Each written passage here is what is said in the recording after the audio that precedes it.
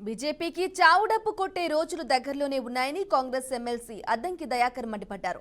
డీలిమిటేషన్తో దక్షిణాది రాష్ట్రాలకు నష్టం జరుగుతుందని పార్టీలు అంటున్నా పట్టించుకునే పరిస్థితి ఏర్పడిందని ఆరోపించారు.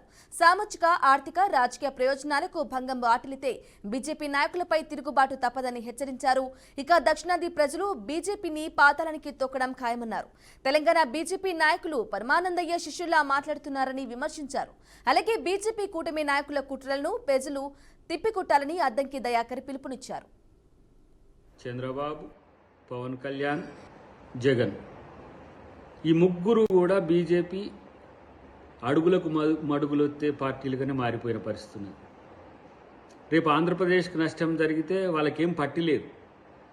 బీజేపీ అధికారంలో రావడానికి చేసే ప్రయత్నాలకు వాళ్ళు ఇలా సానుకూలంగా ఉన్నట్టే కనిపించినప్పటికి కూడా ఏ నష్టం జరిగినా మీ పార్టీ ఆఫీసులు గల్లంతయ్యే మాట వాస్తవం. ఇది గుర్తుపెట్టుకోండి. జనగణన చేయకపోతే కూల్గా ఉంటుండ్రు, ఇవాళ మహిళా రిజర్వేషన్ బిల్లు కాకపోతే కూల్గా ఉంటుండ్రు, డీలిమిటేషన్ చేయకపోతే కూల్గా ఉంటుండ్రు. మిమ్మల్ని అట్లనే ఫ్రిడ్జ్లో పెట్టి కూల్గా పెడతారు ప్రజలు. అది గుర్తుపెట్టుకోండి. ఇలా మీ రాజకీయ స్వార్థం కోసం తెలుగు రాష్ట్రాల ఇటు దక్షిణాది రాష్ట్రాల యొక్క ప్రయోజనాలను తుంగలో తొక్కుతా అంటే డెఫినెట్గా బీజేపీనే పాతంలోకి ప్రజలు తొక్కడానికి సిద్ధంగా ఉన్నారనే విషయాన్ని అటు బీజేపీ ఇటు కూటమి నాయకులు గమనిస్తే మంచిది.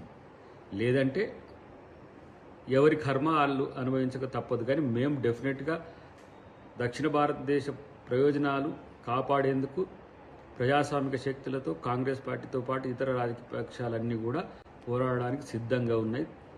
ఇది ప్రజలందరూ కూడా గమనించాలి.